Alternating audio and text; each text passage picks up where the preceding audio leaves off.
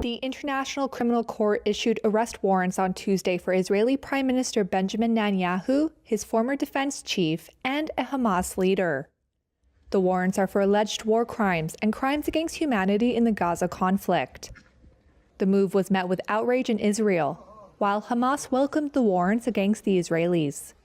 In their decision, the ICC judges said there were reasonable grounds to believe Netanyahu and Yoav Gallant were criminally responsible for acts including murder, persecution, and starvation as a weapon of war, and said it was part of a, quote, widespread and systemic attack against the civilian population of Gaza. The warrants for Hamas leader Ibrahim al-Masri lists charges of mass killings during the October 7, 2023 attacks on Israel. It also includes charges of rape and the taking of hostages. Israel said it killed Masri in an airstrike in July, but Hamas has neither confirmed nor denied it. The prosecution indicated it would continue to investigate his reported death. Netanyahu's office called the ICC decision anti-Semitic and said he would not yield until Israel's war objectives are met. Why an arrest warrant against our prime minister? In Tel Aviv, his supporters voiced disapproval. You don't see the all anti-Semitism that's been going on, and the only state that's fighting Hamas. We still have 101 hostages in captivity by Hamas. A senior Hamas official told Reuters the warrants were a first step towards justice. But in Khan Yunis, displaced Palestinians said the decision to charge Netanyahu came too late. He used October 7th as an excuse to commit crimes in the Gaza Strip. The Gaza Strip is not terrorists. It is children, elderly people, women. Israel has rejected the jurisdiction of the Hague-based court and denies war crimes in Gaza. The United States, Israel's main diplomatic supporter, is also not a member of the ICC and rejected the decision on Thursday, said a White House National Security Council spokesperson. But others, like the EU's foreign policy chief, said the court's decision should be respected and implemented. It is a decision of a court of justice, of an international court of justice. The court does not have its own police force to carry out arrests and instead relies on its 124 member states. Israel's 13-month campaign has killed about 44,000 Palestinians and displaced nearly all the enclave's population, Gaza officials say. It launched the campaign in response to the October 7th attack, which killed 1,200 people and saw more than 250 hostages taken, Israel has said. In a televised address Thursday, Russian President Vladimir Putin said Moscow had launched a medium-range ballistic missile attack on a Ukrainian military facility in response to recent Ukrainian long-range strikes with Western weapons. In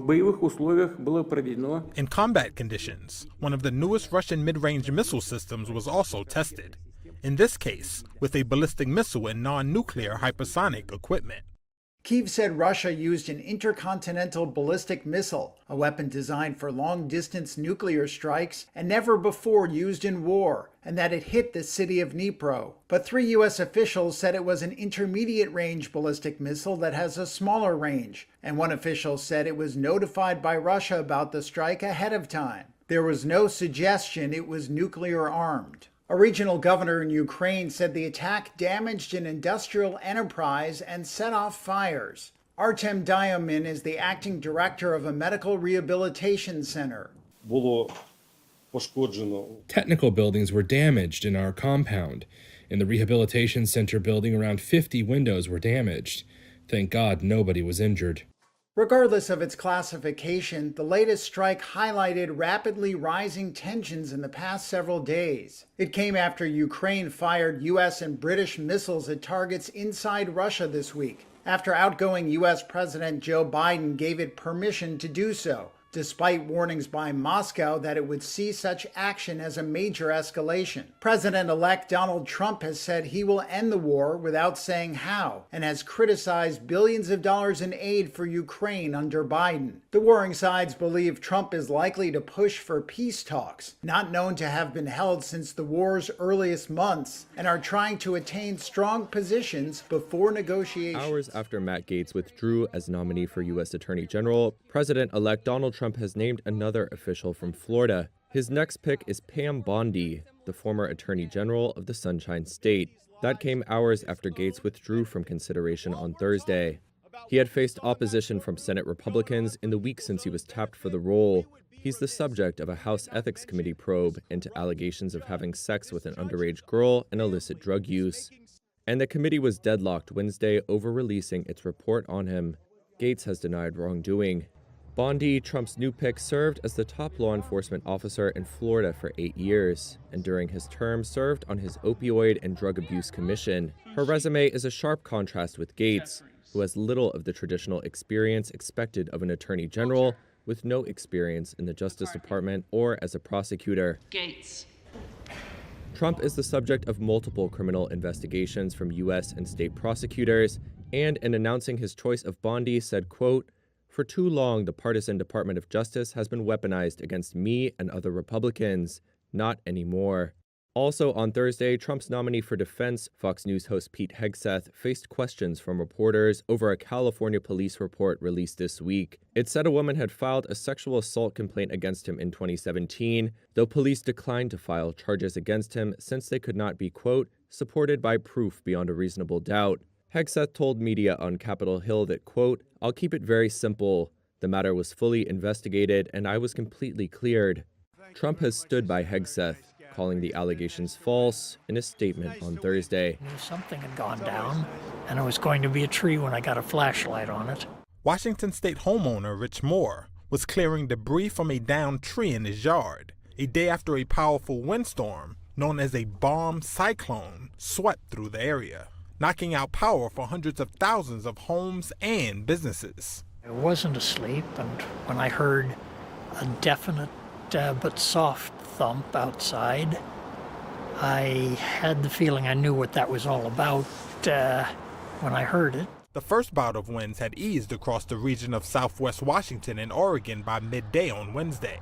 But now a second storm is on the way, and Bay Area residents are bracing for it. We've given out around 400 sandbags. Rachel Gordon is the communications director for the San Francisco Public Works Department. I'm not expecting power to go out, but if it does go out, have flashlights and batteries on hand, have your cell phone charged up, get an extra charger, just kind of the basics of taking care of yourself. This is a pretty tame rain we're having right now.